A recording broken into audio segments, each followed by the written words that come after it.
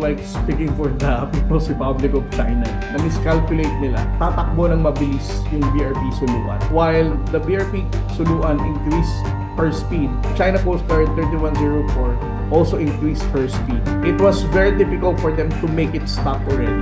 That's why the collision happened.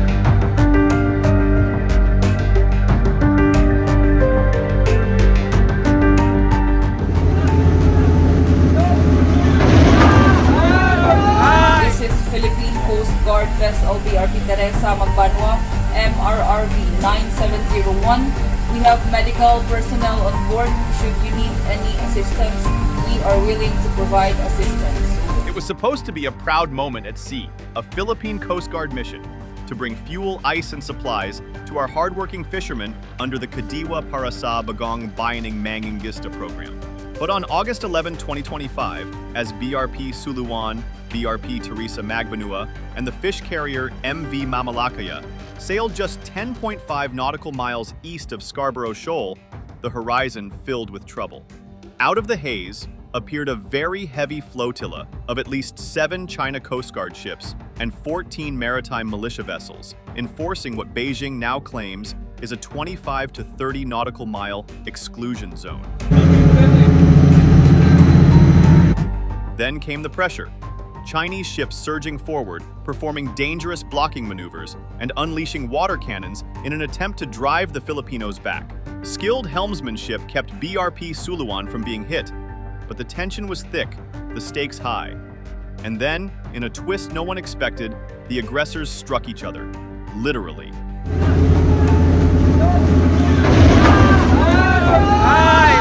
CCG vessel 3104, chasing Suluan at high speed, cut across the bow of its own Navy's Type 052D destroyer, Gilin.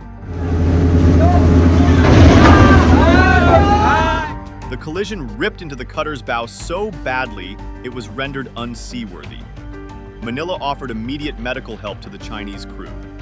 Beijing gave no reply. This is Philippine Coast Guard vessel BRP Teresa Magbanwa, MRRV 9701.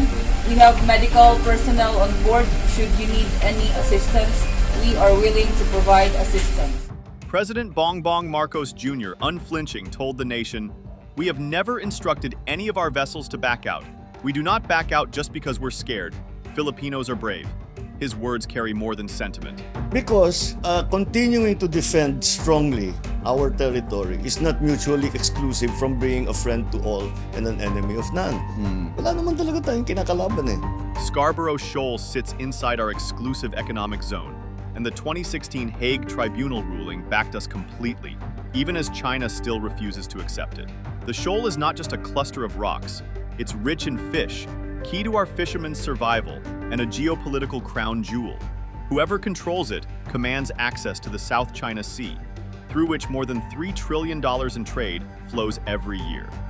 This isn't just about maritime boundaries, it's about food security, economic sovereignty, and national pride. And despite Beijing's water cannons, blocking tactics, and now even its own self-inflicted collision, the Philippine mission made it through. Our fishermen got their supplies. Our flag remained on the waves. The world is watching. The tension is real, but so is Filipino resolve. Undaunted, unyielding, and unafraid in the face of storms, whether made of wind, water, or politics.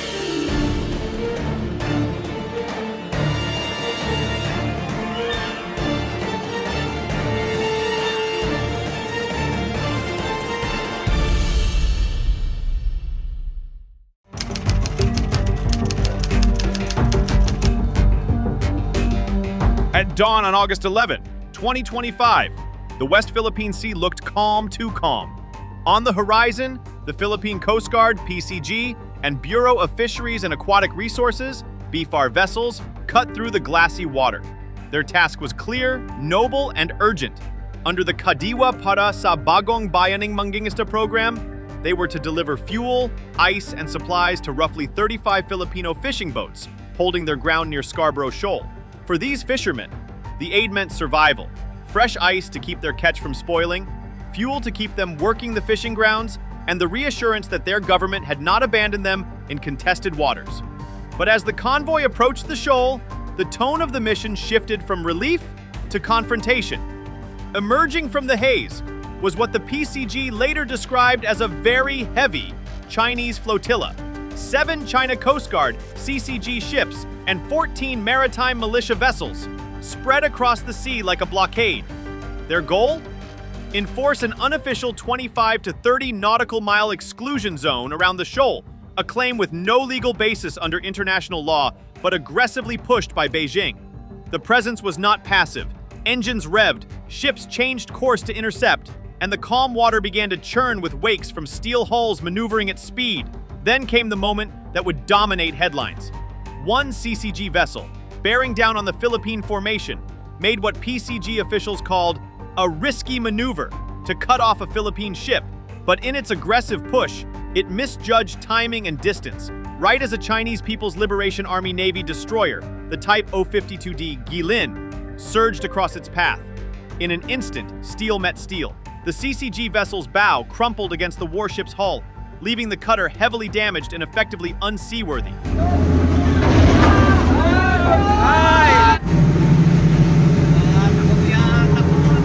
The Philippine side, despite being the target of the aggression, offered medical aid to the Chinese crew, a gesture Beijing did not publicly acknowledge. This wasn't an isolated run-in.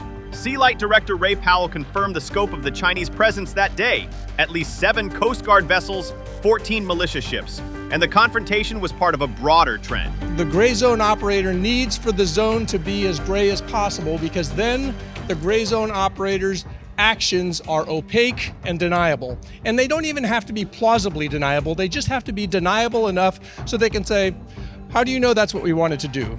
How do you know it's a militia vessel and not a fishing ship? Patrol data shows a dramatic escalation.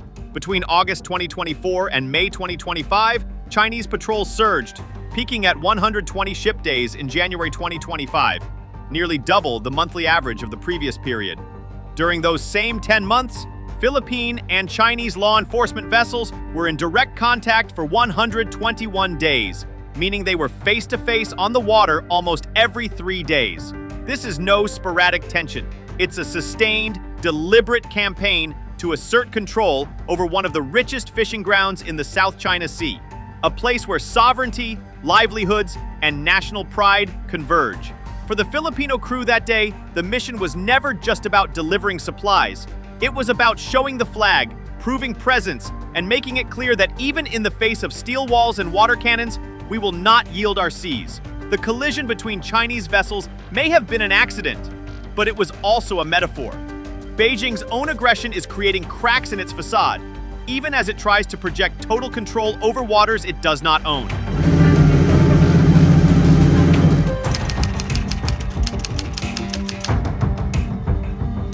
Long before today's water cannon standoffs and high-speed maritime chases, Scarborough Shoal, known to Filipinos as Bajo de Masinloc or Panatag Shoal, and to the Chinese as Huangyan Island, was already a flashpoint loaded with history, pride, and clashing narratives.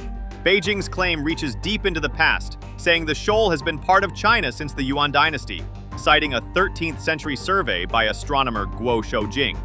In modern diplomacy, China wraps this claim under the sweeping 9-dash line, a map that asserts control over almost the entire South China Sea, despite overlapping with the exclusive economic zones of multiple Southeast Asian nations. For the Philippines, the counter-argument is rooted in both international law and historical practice. Under the United Nations Convention on the Law of the Sea, UNCLOS, the shoal lies well within our 200 nautical mile exclusive economic zone. Manila also points to acts of effective control during the late Spanish colonial period and the American era, including patrols, rescue missions, and the regulation of fishing. Proof, it says, that Bajo de Masinloc has long been part of our sovereign waters. The modern crisis truly ignited in 2012. A Philippine Navy frigate intercepted Chinese fishing boats inside the shoal's lagoon, suspecting them of illegal catch. Before arrests could be made, Chinese maritime surveillance ships arrived, creating a tense maritime standoff that stretched on for 2 months. A supposed U.S. brokered deal for both sides to withdraw never materialized in practice. Manila pulled back, Beijing stayed put, and has maintained de facto control ever since, blocking Philippine vessels from entering the lagoon. That moment marked a turning point. The shoal shifted from a shared fishing ground into a fortified symbol of China's expanding footprint. Determined to challenge that control through peaceful means, the Philippines took the dispute to the Permanent Court of Arbitration in The Hague in 2013. 3 years later, the 2016 arbitral ruling landed like a diplomatic thunderclap. The tribunal ruled overwhelmingly in favor of the Philippines, declaring China's 9-dash line to have no legal basis under UNCLOS. It classified Scarborough Shoal as a rock under the treaty, meaning it cannot generate its own EEZ, but affirmed it as a traditional fishing ground open to fishermen from the Philippines, China, and Vietnam. It was a decisive legal win for Manila, at least on paper. But Beijing's reaction was blunt and defiant. The Chinese Ministry of Foreign Affairs called the award null and void and has no binding force. China neither accepts nor recognizes it. Since then, the shoal has remained a contested maritime fortress, backed by steel hulls, water cannons, and a political standoff that shows no sign of cooling. Scarborough Shoal isn't just a scattering of rocks in the West Philippine Sea. It's a lifeline, a gateway, and a chessboard square that could decide the balance of power in the region. Inside its lagoon lies a thriving nursery for marine life, a natural safe haven where fish spawn and grow. For generations, Filipino fishermen have relied on these rich waters to feed their families and supply coastal markets. But since China seized control in 2012, access has been strangled. Thousands of fishermen from Zambales, Pangasinan, and beyond have seen their incomes collapse, forced to fish in less bountiful and sometimes more dangerous waters. What was once a shared fishing ground has become a guarded prize, surrounded by steel hulls and watchful eyes. Its location only raises the stakes. Sitting just 124 nautical miles from Luzon, The shoal marks the western edge of the Luzon Strait, a maritime choke point linking the South China Sea to the Pacific Ocean. Whoever holds Scarborough Shoal can monitor and influence one of the most important sea lanes in Asia. For China, control here means not just securing fishing rights, but projecting power close to Philippine shores, and even creating a surveillance and operational platform that could keep tabs on US and allied naval movements in the region. And then there's the military and gray zone dimension. Scarborough Shoal has become a launch pad for China's maritime militia, civilian-looking fishing boats that operate as an arm of the state, and for heavily armed Coast Guard cutters. This is textbook gray zone warfare, pushing claims aggressively, but staying just below the threshold that would trigger an armed conflict or formal military response. China Coast Guard, this is Philippine Coast Guard. Each water cannon blast, each blocking maneuver, each swarm of militia boats is calibrated to wear down the Philippines' resolve without crossing the line into outright war. For Beijing, the shoal is both a symbol and a tool, a way to enforce its sweeping South China Sea claims, while testing how far Manila, Washington, and the rest of the world are willing to push back. We're going to be talking about war and peace. They're a very important nation militarily. To understand China's relentless push at Scarborough Shoal, you have to see it through the lens of President Xi Jinping's China Dream, a sweeping vision of national rejuvenation that promises to restore what Beijing calls its lost territories. 我以为实现中华民族的伟大复兴，就是中华民族近代最伟大的中国梦。 In this narrative, every shoal, reef, and island in the South China Sea is a piece of the motherland that must be recovered. Scarborough Shoal, in particular, has become more than a fishing ground. It's a nationalist symbol, a test case for showing the Chinese people and the world that Beijing's word is law in its claimed waters. At the heart of this is the 9-dash line, a sweeping U-shaped claim that tries to fold almost the entire South China Sea into China's maritime borders. By physically occupying Scarborough Shoal, patrolling it daily, swarming it with maritime militia, and blocking foreign vessels, China is doing more than just defending a claim on paper. It is trying to normalize its presence in the Philippines' own exclusive economic zone. Each day its ships remain, the more Beijing can say, "This is ours because we've been here all along," quietly turning what should be international waters into a de facto Chinese-controlled zone. there's also the bigger geopolitical chessboard. Scarborough Shoal sits on one of the world's busiest trade routes, a maritime artery carrying over $3 trillion in goods every year. Control here gives China a strategic perch from which it can monitor, influence, or even restrict movement across the Indo-Pacific. It's a foothold that not only threatens the Philippines' sovereignty, but also challenges US and allied influence in the region. In Beijing's long game, dominance over Scarborough Shoal is not the end goal. It's a stepping stone toward regional hegemony, where every decision, from shipping lanes to fishing rights, flows through China's hands. Under President Ferdinand Marcos Jr., Manila has drawn a sharp, uncompromising line in the water. The West Philippine Sea is ours and we will defend it. The administration has been firm and vocal in rejecting China's aggression, making clear that the Philippines has every right, under international law and sheer geography, to operate freely within its 200 nautical mile exclusive economic zone. That means patrolling contested waters, delivering aid to fishermen, and showing the flag in areas where Chinese vessels attempt to intimidate or exclude. Legally, the Philippines leans heavily on the 2016 arbitral ruling from The Hague as its bedrock. That landmark decision wiped away the legal basis of China's 9-dash line and reaffirmed Filipino fishing rights at Scarborough Shoal. Diplomatically, Manila has been working to turn legal victory into practical security, tightening defense and economic ties with the United States, Japan, Australia, and other allies. Joint patrols, military aid packages, and high-level dialogues have become part of a coordinated push to counterbalance Beijing's growing presence. President Marcos Jr. has been blunt in his words and resolute in his tone. Following the most recent Scarborough incident, he declared that Philippine patrol vessels will continue to be present to defend and exercise Manila's sovereign rights. He's also warned that the Philippines cannot stay out of it if a Taiwan conflict erupts, given our proximity and the inevitable spillover into our waters. Commodore J. Tariela, the Philippine Coast Guard's sharp-tongued spokesperson, has reinforced this position with detailed reports of China's aggressive and dangerous maneuvers against Filipino vessels. Ibig sabihin, it will be very difficult for you to arrest such turn. So kung mabilis yung liko niya at mabilis din yung takbo ng China Coast Guard, it was very difficult for them to make it stop already. That's why the collision happened. Together, these voices send a clear message to China, to the region, and to the world that the Philippines will not be a silent spectator in its own backyard.